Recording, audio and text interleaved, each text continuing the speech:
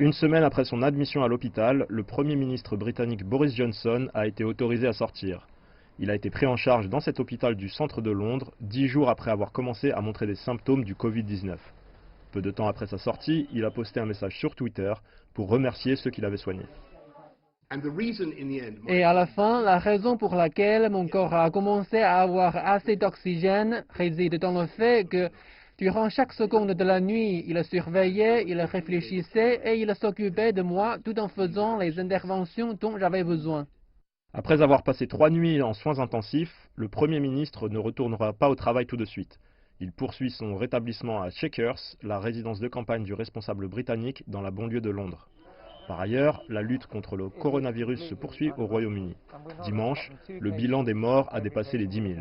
Les médecins et les infirmiers en première ligne disent qu'ils font face à une pénurie d'équipements de protection, comme des lunettes et des masques.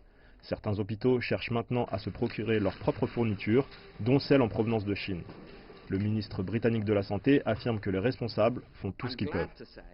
Je suis heureux de dire que l'effort va dans la bonne direction. Nous avons maintenant une quantité record d'équipements de protection individuelle qui a été intégrée dans le système.